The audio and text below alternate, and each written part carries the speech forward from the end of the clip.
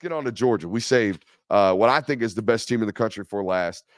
Jesus, man. Jesus. 60 plays.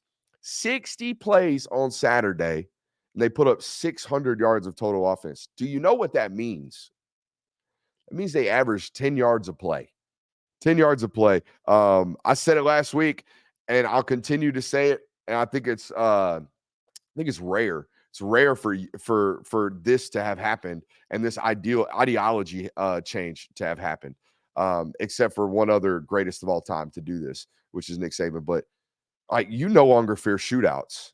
Georgia never will no longer, as long as Carson Beck is there, as long as this offense continues to look like this, you will never fear a shootout ever again. Oh, we need to score 60 today. Okay, we'll just figure it out. That's fine. And you felt that in the stadium on Saturday. Ole Miss comes out, scores quick, 2 times, real quick. 14-7, 14-14 football game. And then it's like, all right, well, I mean, we know we're going to get the first stop. That's what every Georgia fan's sitting there thinking, because it's a video game now, right? Like, who's going to throw the first pick? Who's going to make the first start? Who's going to do whatever? You knew for a fact it was going to be you. It was going to be you. You were going to get the first stop, and you were going to make the first big play, and you ended up doing it. Let's talk about Brock Bowers, though. Insane. I joked about it yesterday. I don't. Like, we know aliens exist. We know they are here. The government has told us. But what is this? Who is this guy? This makes no sense. I don't know how he does this. His teammates don't like listening to him after the game. They don't understand how it is. They don't get why he is the way he is. The coaching staff, they understand he works really, really hard, but there's no like quantifiable why is this guy the way that he is. I've also joked about this one, but I'm almost serious. Because I want to know. I clinically study him.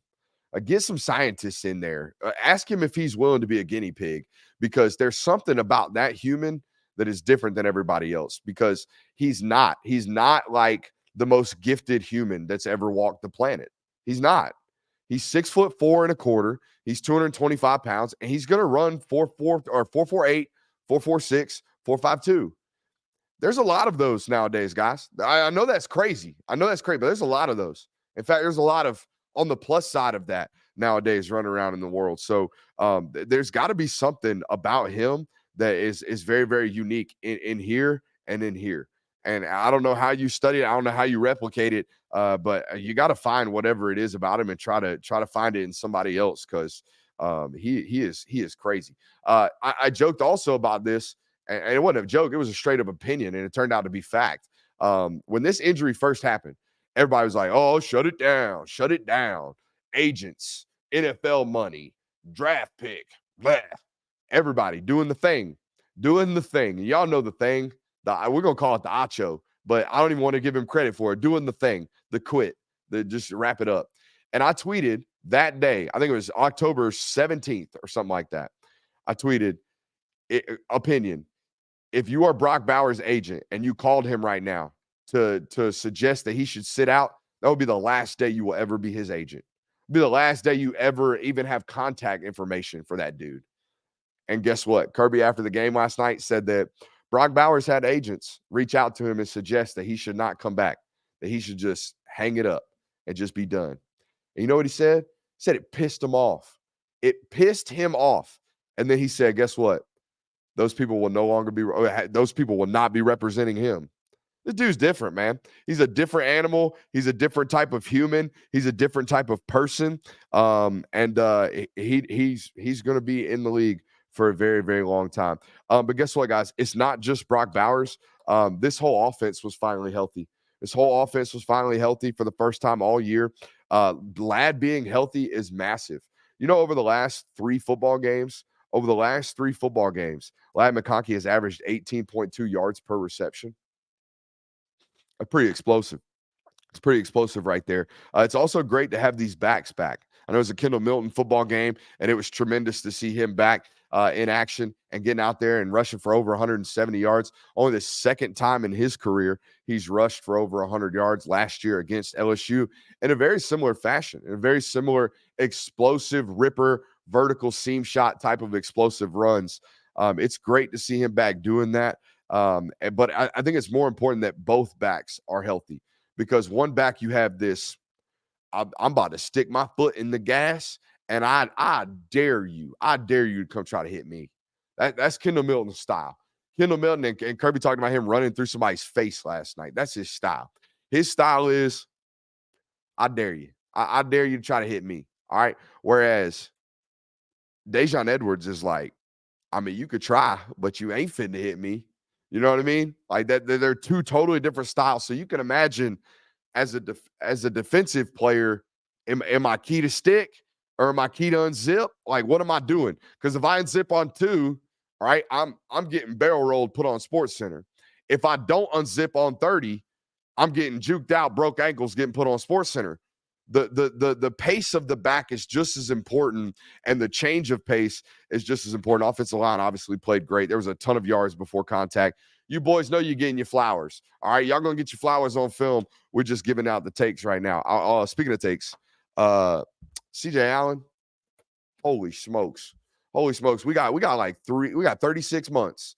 We got 36 months of that, because after that, yeah, it's gone. That's gone. That's 3 years, first round. Wow. I knew he was fast. I knew he was physical. Yeah, I didn't know he was going to respond like that. There was a tremendous series of that football game on one of those scoring drives. Excuse me. I mean, that's 45 minutes in. That's not bad. It's consider what I'm dealing with right now. I did have a snot rocket earlier in the show, though.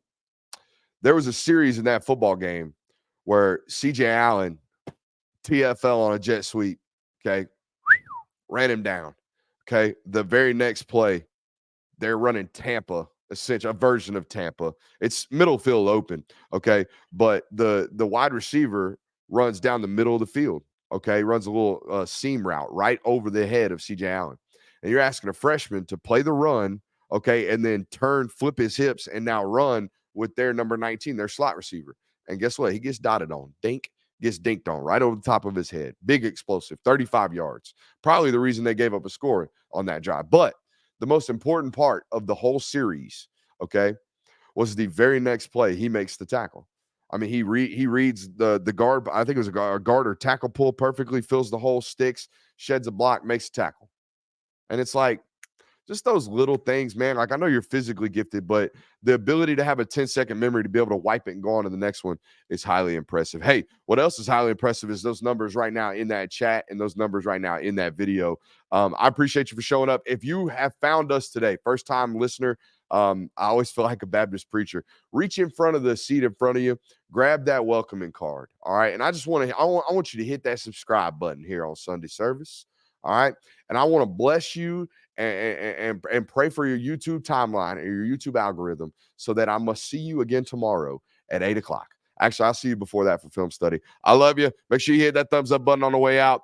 I'm going to go hug and kiss my family. We'll see you.